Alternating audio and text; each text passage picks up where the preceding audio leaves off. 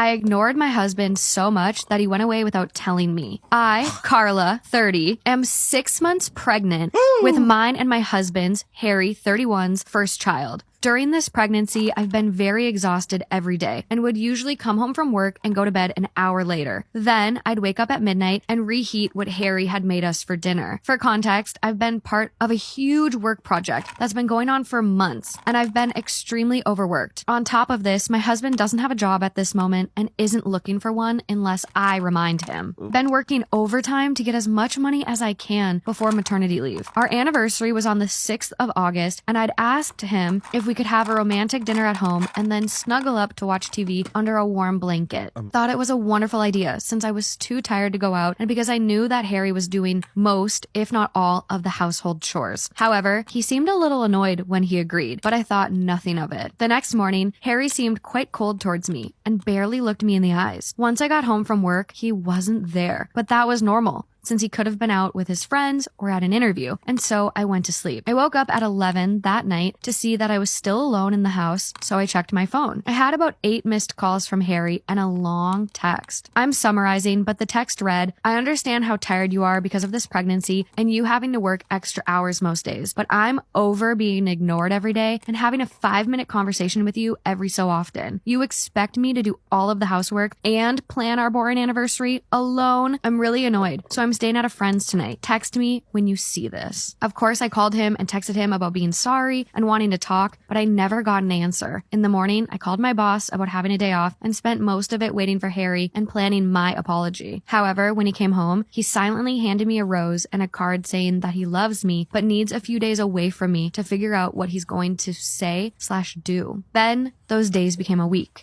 This part happened on the 13th, 8 days later. I messaged him every day and he would constantly say that he needed one more day or just another night at his friend's to figure all of this out. But on the 13th, I decided to go to the friend's home he was staying at to confront him. So I drove over 30 minutes away and banged on the door so hard that I could hear it echo from inside. By this point, I realized that I should have put more effort into our relationship, but he also should have talked to me about this instead of running away. Agreed. Harry's friend came to the door and was confused, but pleased to see me. He seemed a little on edge as I talked to him, and he had to break the silence every so often with comments about my pregnancy and how he couldn't wait to meet the baby. Finally, we stopped talking and I practically demanded to see Harry, saying that I wanted to apologize, but also explain how childish he was being by hiding from me. The thing that I found absolutely hilarious, but actually not at all, was that his friend said that Harry wasn't there and had left for Ireland on the 9th. Ireland! To say I was absolutely beyond furious and extremely confused would be such an understatement. His friend invited me in and sat me down to talk. Turns out that Harry had told his friend all of our problems and had come up with a solution of going on a holiday as a couple to sort everything out and learn to love each other again, in Harry's words. So, of course, his friend thought that this was a lovely idea and helped him book the flight on the evening of the 5th. The first time he had stayed at his friend's house. Since it was last minute booking, Harry's friend had stayed up with him for quite a while before they found a flight who was taking a few more passengers due to canceled tickets. His friend then explained how he'd been confused when I arrived at the door, but didn't want to say anything about the holiday in case it ended early due to us arguing. Harry's return ticket is booked for the 20th of August. I'm just so angry and quite heartbroken, to be completely honest. Homeboy's still in Ireland as we're recording. Yep. I messaged him the moment his friend had finished talking, and Harry only responded an hour ago with nothing more than a, quote, "had to figure things out, sorry." So now I'm home alone again and trying to figure out what I'm going to say/do when he gets home. Anyways, thanks for reading about how my life is going.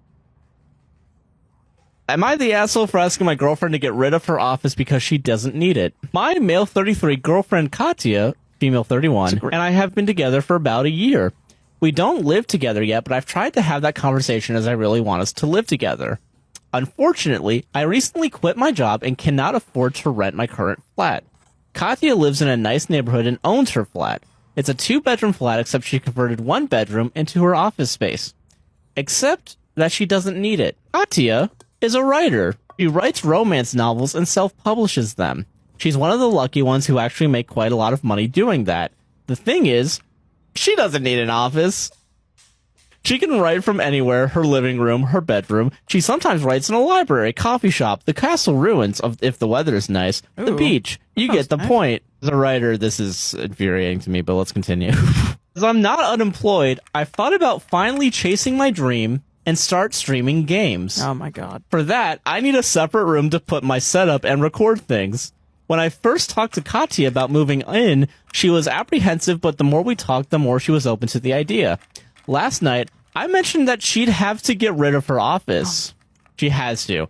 She asked why, and I told her that she can write wherever she wants, and I need a space to start my streaming career. She replied that it's not going to happen. We can make some space in the living room, but she needs her office. I told her, it's just silly books, and she can write them anywhere, and I can't bring my gaming setup to a cafe. She told me to not diminish her work, and I said I wasn't. But it's true. Her job isn't that difficult, and she can do it from the couch. She got really weird after. This morning when I was about to leave her house, she told me I had to look for my own flat because she didn't want to move in together. I asked her if she was serious, and she said that yes, I was disrespectful and demanding she got rid of her office was asshole behavior. I told her that I only wanted us to work together, and it's an asshole yeah. behavior to leave me without a place to stay when she knows I can't afford my flat. She told me that she told me she had to think about this and called me, but I told her when she calls me, I expect an apology. I was venting to my mate over a lunch beer today, and he agreed with me, but his girlfriend said Katya was right and I was the asshole. God. My mate told her she didn't know what she was talking about. I still think Katya was the asshole, but I wonder, perhaps I was one too? I need to replace, I need that, perhaps. I need that place to live, and if I was the asshole, I might need to pretend to apologize. Am I the asshole? Story time. My boyfriend tried trafficking me at a gas station in the middle of nowhere. He didn't actually mean to though. Let me tell you guys the story. Right, let me set the scene for you guys. So we're driving back home to Ohio. Why did I say it like that? We're driving back home to Ohio from Florida, okay? Just had a vacation, whatever. And we're like 2 hours in, so we need gas, so we decide to stop at this gas station in the middle of nowhere in Alabama. So we filled up our tank, we pissed, and we got snacks. I got me a little Snickers bar, you know, I'm feeling good. We get back in the car, he tries to start it. Bitch, it wasn't starting. So now we're both like, shit. We've never been in this situation before. Why is this happening to us? Please. So he gets out, he checks, pops up in the hood, checks it. He knows a good amount about cars, so I wasn't like tripping too much, but basically ended up coming to the conclusion that it had something to do with his battery being dead, corroded or whatever. So there was basically nothing we could do. It's funny because his car actually gave us clues earlier in the day that he needed a recharge. So basically his heat started coming on out of nowhere, just like a ghost. Like a ghost had just turned it on, and the clock was just like really messed up. So if that ever happens to you, it might be your battery corroding, but also there was no lights showing that he needed a battery replacement. So now we're sitting here with like 3 options, which my boyfriend didn't want to do any of them. He was just sitting there not doing anything. Like, well, we have to do something. Like, the sun sets at like 4:30 because of dumbass daylight savings time. Like, we gotta go. Our 3 options were call for a tow, ask my boyfriend's brother for a ride. He was like 2 hours out in Florida where we had just stayed, or we could ask a random stranger for help. Guess which one my boyfriend picked? Before I could even tell his dumbass to stop, he gets out of the car, tells everyone in and outside of the gas station that we're broke down, that we need help. Literally everyone and anyone. Big, small, man, anyone. Mind you, everything electrical in his car did not work.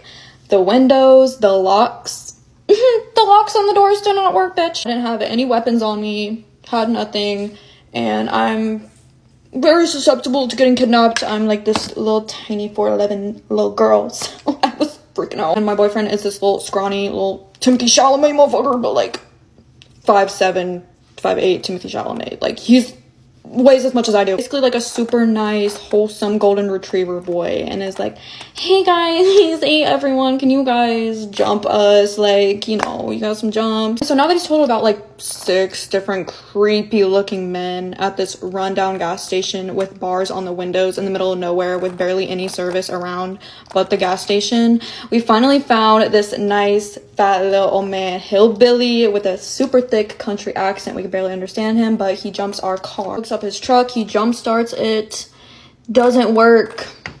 He leaves. Like, this hoe does not want to start. And he doesn't want to get it towed either, so we call his brother to come pick us up and bring us back where we just came from, back to his apartment to spend another night, and then figure it out in the morning. Been there for about 2 hours. The sun was about to set. And we had to wait another 2 hours for him to pick us up. So basically, at this point, I was just kind of praying to God that I wouldn't get kidnapped. We were just like fresh meat, fresh bait at this point. I was literally waiting for Ted Bundy to rise up from hell, from his grave, and murder us both. You guys already know. I was going off on him, okay? I was calling him a dumbass. What doesn't click? Like, he did not get it. Like, he didn't see anything wrong with what he did. What the actual fuck? Asking strangers for help at the sketchiest gas station known to man. That is a last resort, okay? We could have done better things before that, but I know I'm not crazy. I know I'm not being over dramatic, because my boyfriend's brother's wife actually was pissed at my boyfriend too for doing that. Like, she had the same mindset as me. Like, what the fuck are you doing? Like, you have precious cargo. Like, you're dumb as fuck. My boyfriend's brother didn't see anything wrong with it either, so she was pissed at him too. And I actually found out later that my boyfriend's dad, he was texting him and saying to ask for help. You three motherfuckers are so dumb. So basically what ends up happening is the car magically starts 15 minutes after the jump.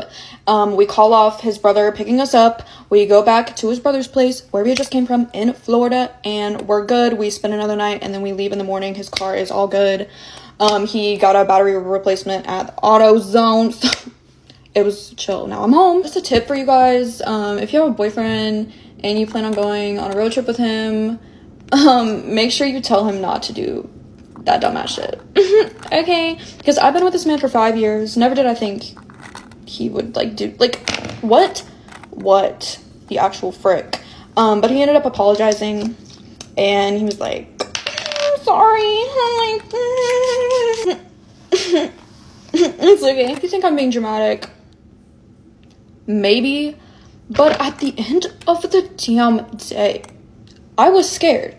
I was scared. Should I break up with him, guys? I think I ate human shit yesterday. Yes, unfortunately, you did hear that correctly. I'm taking my hot girl drive. I'm about to pass McDonald's, and I'm like, ooh, fries sound kind of good right now. I look on my app, and I have free medium fries for $1 purchase. I go through the drive-thru. It's Friday night. They're really busy. It was really cold last night, so I get up to order, and I'm like, do you have hot chocolate? This man straight up says no, without hesitation, which was kind of annoying considering I know for a fact they do have hot chocolate. I wasn't gonna make a big deal out of it, so I said, okay, do you have any other hot drink? He says, yes, we have hamburgers. Okay, so personally, I've never drank a hamburger in my life. I was a little taken back and confused, but I kind of just figured since he was busy, he didn't listen to me. So I ask again, do you have hot chocolate? This time he says yes, and I'm like, score, let's go, move on. Then I say, okay, I have a code for free french fries. He says, wait, you want french fries? Kind of like in a way where he didn't really fully hear me. So now I emphasize, yes, I want french fries, but I have a code. Give him the code, he puts it in, boom, boom, boom. After he put the code in, I look at the screen, it still says the full price for the fries. So I say, that's free, right? He says, sure. And I'm like, what? He's like, okay, thank you. And then I start driving away. I see out of the corner of my eye that it went up to three medium fries, $15 or something. I literally reverse. And I'm like, sir, that says 3 french fries. I only ordered 1 and it only covers 1. He goes, you ordered 3. And I said, no, I asked if it was free. This man is literally so pissed at me. What I tell you, I was being so respectful. I just want to put a disclaimer there. I was being so nice the entire time. I was like, sir, excuse me, I'm sorry, but is there, I was being like that. He fixes it. I go to the next window. I see this woman and she's just as disinterested in me as the guy was. So she reads off my receipt and I'm like, can I get a copy of the receipt? Because I thought I paid on the app through the code. Turns out since I just got a new phone, my card didn't transfer on the McDonald's app, so I didn't technically pay. But at that point, I thought I did. She said, no, you owe $5.18. I look at her and I'm like, can you check again? Because usually my app pays. She looks down at the computer, kind of gives me a nod, and she starts talking to somebody else on her microphone, like taking someone else's order. I assumed her nod and starting an order with somebody else meant that I already paid. I was like, fuck it, I don't even need the receipt, I'm just gonna go. I start inching forward. She goes, hello, you didn't pay. And I see the man who took my order come right behind her, and he looks pissed. He's like, why didn't you pay? So I explain the whole story to him. He asks me to check the app. I realized my card didn't transfer. I apologize and I say, I'm so sorry, here's my money. But he's simply not having it. And at this point, I was like, somebody's gonna spit in my food. I literally wish they spit in my food instead, okay? I go to the next window, get my bag, and leave as fast as I possibly could. I start fisting the bag and shoving fries in my mouth. Mind you, it is dark in my car, and I do not see what I'm eating. I'm literally eating them up. They're so good. I get to the last 3 fries. I take one bite. Trigger warning for TMI right now. The second I started chewing it, and it was like stuck in my tooth, my mouth filled with this stench. I don't even know how I can explain this to you. And you're probably wondering how the hell I know what shit tastes like, but you would know too. I promise you. You know, okay? It tastes how it smells. It's the most foul taste, and when I tell you, it just consumed my mouth. The whole air in my mouth was like, I just had to take a break for a second. Obviously, I gag and I almost throw up, but then I pull over to the side of the road. Immediately get my napkin out and spit into it, and I see a little brown. And I'm like, oh my God. I'm freaking out, and I'm like, there's only one way to see if this is actual shit. So I put my finger in it and I smell it.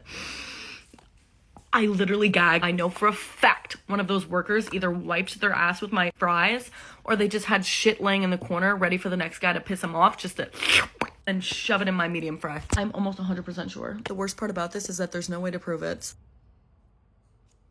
My best friend cheated on her man, so I went and I told him. Am I the asshole for doing that? This bestie's always been a bitch. She does whatever she wants, whenever she wants. Literally nobody can tell her otherwise. Now, her and I usually get along all the time. My bestie has a bad temper on her. She can be very judgmental, and every time she starts telling me what to do or what I shouldn't do, I would just do it. But about a year ago, I started defending myself and talking back. And she does not like this. If she's this way with me, can you imagine how she's with her man? She controls every single aspect of their relationship. She even tells him when he can go to the gym, who he can be friends with, where he can go by himself. I mean, it's unbelievable that she's been able to retain this man. The problem is that he's just so in love with her. You see, he's like a 7 and she's like a 9. But he's a really good guy, and she's taken advantage of that. A little while ago, she pressured me into going on a double date. And the guy she set me up with was a trans man. He didn't even have the decency to tell me when I got there. I was stunned and actually couldn't speak. After the date, my bestie confessed that she had hooked up with a trans guy. How dare she do that to her man? Started seeing a side of my bestie I don't like. So I took matters into my own hands. She told me that she had been cheating on her boyfriend with that trans guy, the one that she tried to set me up on a date with. I couldn't believe it. So I started questioning her. I asked her when they met, how long they've been seeing each other, and that's when she told me that she's been cheating on her boyfriend for the entirety of their relationship. A week after she became his girlfriend, she started hooking up with the other guy. I told her that she was not right for doing what she was doing. If you're wondering why I'm so upset at her for cheating on her man, let me tell you why. Her boyfriend is completely devoted to her. As soon as he's finished at work, he tries to go see her every single day, constantly texting her throughout the day, even calls her at night just to say goodbye. And because he started helping her out with the rent, she's able to live by herself without roommates. He also started paying for her car insurance and her cell phone bill. He even offered to pay for her nails. I've met some shitty ass men in my life, and he is not one of them. That's when I told her that what she was doing was fucked up and she needed to stop. When she got up in my face and told me that I needed to stay out of her business. She had never spoken to me like that or even gotten in my face like that before. Something is up with her, and I can't put my finger on it. And I told her she was being disrespectful to me and her boyfriend. She almost came at me, but she stopped herself, thank God. I went straight over to her boyfriend's job and told him everything. I don't think it's fair that he needs to be paying for her bills or treating her like a queen while she's running around with another dude. No thank you. And I told him, he started to cry. He asked me if I was 1000% sure, and I said yes because she had just confessed it to me.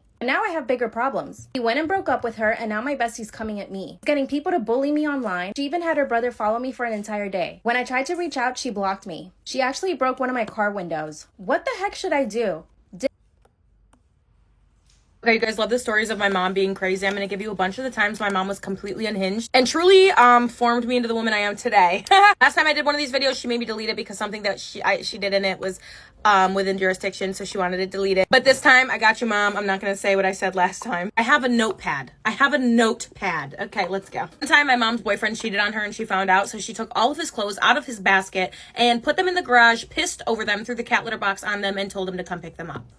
She ate with that one, I won't lie. Time my sister didn't like said boyfriend. It was the exact same boyfriend, actually. She really didn't like him, so she wrote a letter from a fake woman saying that she was his girlfriend named Veronica or something like that. Mom hated the name Veronica anyway, and she left it on the cabinet. Well, one day my sister decided she did like him, and she forgot that she had left it there, but my mom found the note and broke up with him anyways. One time my mom was talking on the phone really, really loud, and she was screaming on the phone with her ex-boyfriend, and this lady was walking past us in the complex, and she screamed at my mom, "Shut up," and my mom said, "Eat my bitch."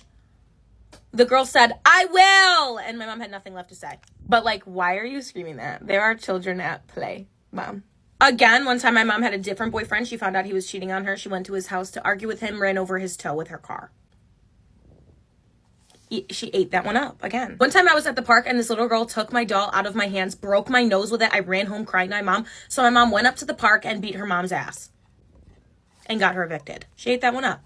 I would do the same. 2 years ago, my mom went to jail and I had to bail her out, and she literally had the most slay mugshot. Wish I could get my hands on it, but I can't. Anyway, she literally only went to jail because she missed her court date for something really stupid, so she had to go to jail. She had to bail. She was in there for one night, and when she got out, she like came out institutionalized. To this day, she talks about how sleeping on the hard, cold floor was the scariest and worst experience of her life. She was there for 12 hours. A couple years ago, my mom was homeless because we lost our house, so we were really struggling, and she was sleeping on the beach. She said she loved sleeping on the beach because the beach was comfortable. She loves the beach, so she slept on the beach. I also let a homeless man rip a mole off of her body because she didn't like the way the mole was feeling. So, my mom also used to have a man that would buy her cars. He would go to auctions, find amazing cars like Mercedes-Benz, BMW, fucking Jaguars, whatever she wanted, and he'd buy them for her. Well, my mom has taught me to fight for what I believe in and always let a man trick on me. Just kidding. Love you, Mom. You're literally the most sensational, revolutionary woman ever. My manipulative father has neglected me all my life, so I'm sticking it to him on his birthday. My father and my mother have been divorced for 5 years. My father had an affair with my mother's friend Maura from high school and wanted to have a one-sided open relationship. My mother, who is Christian, said absolutely not, and my father dropped the divorce on her. My mother got 75% custody over us and moved out of the house that my father rented. She moved in with my grandmother, who is a rock star for taking in me and my siblings. Due to my mother's medical condition, she is unable to work or drive, so she had been a stay-at-home mom since I was born. My father was the one who was providing for our family financially, with his job as a member in the army. My father married Maura about a year or two after the divorce. She had his child a year into dating, and after he had introduced us to her, there was some drama with Maura and my mother. Just for example, her and her sister threw eggs at my grandmother's house. She fought my mother outside the school parking lot for my conference, and called my mother unfit and lazy despite knowing her medical history. My father never stood up for my mother in this time and stood by what his new wife was saying and doing. He spent less time with me and my siblings and more time with her child and my half-brother. I want to note that my two full-blooded siblings, Janice and Phil, are on the spectrum and have autism. My half-sibling and stepbrother do not. It is blatantly obvious that my father favors them because they are normal and easier to deal with. These are quotes from his mouth, by the way. He missed very important moments in my life. I want to be an actress, and I had landed a gig at a theater in my state that is fairly well known when I was 16. I invited everyone to come see me, and everyone came except for my father. His reasoning was because it was too far of a drive and that gas was expensive. My great-grandfather, who is well into his 80s, made a point to come. He lives only 30 minutes from my father and has a similar financial situation to him, and he made sure he could see me. So, I see my father's excuse as complete nonsense. There are other things my father has done to me and my family, but if I were to list everything I would run out of room. So, should I show up to my father's big 40th birthday when he has missed major milestones in my life and after everything he has done to me and my family? A few days ago I wrote about how my wife has been grief-stricken and crying daily for 5 years, all while refusing to do anything about it or get any help. Well, my now soon-to-be ex-wife has completely lost her effing mind. So after my last post I spent a couple of days writing the letter to her. In it I explained that the kids and I love her dearly, and that we're concerned for her. I outlined all the worrying behavior and told her that I believe she needs to seek additional medical care. I explained that it sounded like she had complex grief, and that the grief therapy she went to years ago was insufficient to help her get through it. I did not say anything about potentially divorcing her, but did say that the kids can't continue to live in their current situation. I read the letter to her the same night I finished writing it after the kids had gone to bed. After I finished reading, she just stared right through me for probably 15 minutes, then finally stood up and started walking to the door. I panicked and tried to stop her, asked her where she was going. "Can we talk about this? I'm concerned for your safety."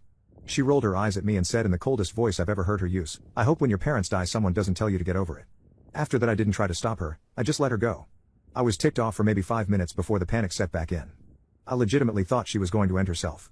I checked my phone and she had turned her location off. I called and texted probably 50 times over the next hour, begging her to at least let me know she was okay and that she wasn't going to do something drastic. Right before I was about to call the police, I got a call from her phone. I answered immediately, and before I could get much of anything in, a man's voice told me she's fine but she doesn't want to talk to you, and hung up. I felt like I was having an out-of-body experience at the time. I had no idea what the F was going on. I almost called the cops anyway, but I was disassociating hard and talked myself out of it. I kept calling her phone all night but no one picked up again. After about 2 a.m. it started going straight to voicemail. I barely slept that night. When I woke up the next day she wasn't home. I took the kids to school. I tried calling my wife's phone more all morning but still voicemail. I called her office and asked if she was at work, and they told me she had called in sick. I called in sick to work as well and basically just sat on my couch, trying to get a hold of her, while being a nervous wreck. I called my mom as well and asked if she could pick the kids up from school today and watch them overnight. I didn't tell her everything that was going on yet, just that something had come up that was urgent and I needed some help. My wife walked in the door sometime after 4 p.m. I tried to hug her and she shied away from me. I asked her where she had been, no response, just a blank stare. I asked her who had called me from her phone, no response, blank stare. At this point I was frustrated and told her that if she didn't want to explain what was going on, she could get the F out. So she started talking, but it was like I was talking to a text-to-speech AI with her voice. No emotion, totally flat, almost annoyed. She told me that she had gone to her friend John's house. I had no idea who the F John was and asked her to explain further. Over a 2-hour or so conversation where I had to pry details out of her, I got most of the story. She was answering like a lawyer, very basic answers, no details or context outside of exactly what I was asking her. Basically, John is a coworker. I've met the dude once or twice at office party type events but never really talked to him. I never saw him hanging out with my wife or showing interest in her. But apparently, over the last year or so, she has been spilling all her feelings about her grief over her mom's death to him, and he's been comforting her. He had a parent die from cancer too, so I guess she felt they had a connection she didn't have with me. After I read her the letter, she says she realized that I don't care about her or her mom's death and went to John's house to talk and be comforted. I flat out asked her if she was having an affair with him, and she told me no. I asked her why she never mentioned she was close friends with this unknown guy, and she told me it was none of my business. I asked her if anything had happened between them while she was there, and she says they cuddled and he held her while she cried. I asked to see her phone to check messages between them and she refused. I couldn't get much more detail out of her about the whole situation. So when she went to take a shower, I tried to check her phone. She had changed her passcode. I grabbed her iPad, which still had my thumbprint biometric signature in it, and checked there. I left the house with the iPad to look for evidence while she was in the shower. I did not immediately see any messages to her from a John, but after digging briefly, I found it. She had put him in as Stacy in her contacts, but it was obviously him. There were texts going back well over a year. A lot of her talking about her mom, a lot of him comforting her.